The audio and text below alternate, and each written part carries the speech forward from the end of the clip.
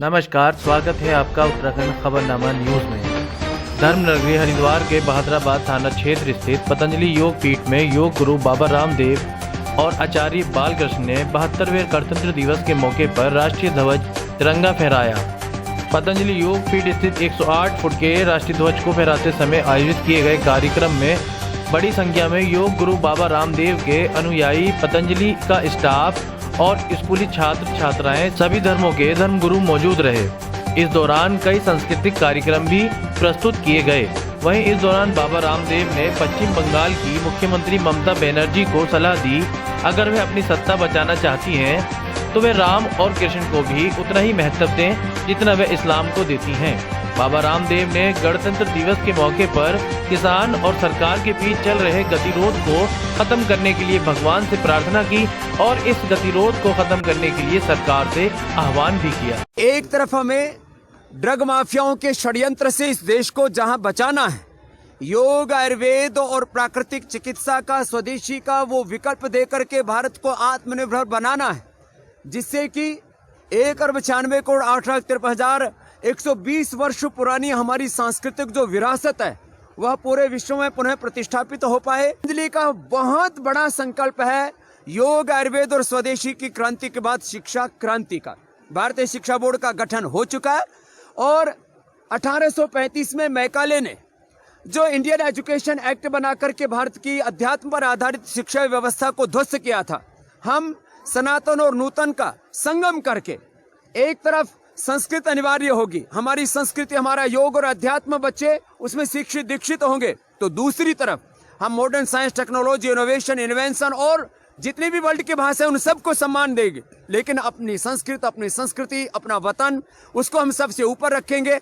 और भारतीय शिक्षा बोर्ड के माध्यम से आने वाले समय में हजारों नहीं लाखों विद्यालयों को जोड़ना और विद्यार्थियों के मन में वो संस्कार डालना देशभक्ति के, जिससे वो विश्व में नए कीर्तिमान बना सकें, इस भारत को परम वैभवशाली बना सकें। इन बड़े संकल्पों के साथ हम 2021 के इस 72वें गणतंत्र दिवस पर संकल्पित हो रहे हैं, अपने संवेदनाओं को, अपने संकल्पों को यहाँ पर स्वर दे रहे हैं। और मैं आश्वस्त हूँ, हम अपने आंखों के सामने अपने हाथों से वो भारत बनता हुआ देखेंगे जो सपना देखा था चंद्रशेखर, राजगुरु, सुखदेव, भगत सिंह, महाराणा प्रताप, छत्रपति शिवाजी महाराज ने, जो संकल्प था स्वामी विवेकानंद और महर्षि दयानंद का। इन सारे संकल्पों को हम पूर्ण करने के लिए आज इस गणतंत्र दिवस पर प्रतिज्ञा लेते हैं। हमारे भारत में तो नाम ही राम और कृष्ण से रखे जाते हैं। मैं आपके सामने खड़ा हूँ, रामदेव इधर खड़े हैं, आचार्य बालकृष्ण जी, तो राम और कृष्ण के संस्कारों से हम पुष्पित पल्लवित हुए हैं, तो मुझे लगता है इस पर किसी को आपत्ति नहीं होनी चाहिए। ममता बनर्जी के लिए मेरी एक ही सलाह है, यदि वो अपनी सरकार वापस लाना चाहती हैं तो वो राम और कृष्ण को उतना ही गौरव दें, अपने देवी देवताओं को उतना ही गौरव दें, भारत और भारतीयता को, भारतीय संस्कृति को भी उतना ही गौरव दें जितना वो इस्लाम को गौरव देती हैं। और ये तो देश हिंदू, मुसलमान, सिख, ईसाई सबका है, इसलिए सबको साथ लेकर के चलने वाली जो सोच है उसी से हम सत्ता के शिखर पर भी पहुंच पाएंगे और इस भारत को भी अखंड रख। किसानों और सरकार के बीच में जो गतिरोध बना हुआ है, आज उसके लिए भी हम प्रभु से भी प्रार्थना करते हैं और देश के सत्ताधीशों से भी आह्वान करते हैं कि ये गतिरोध जल्दी से जल्दी खत्म करें। किसान भी पहल करें, सरकार भी पहल करे, क्योंकि देश का अन्नदाता वो किसी भी तरह से इस प्रकार से एक गतिरोध में फंस जाए, वो ठीक नहीं है।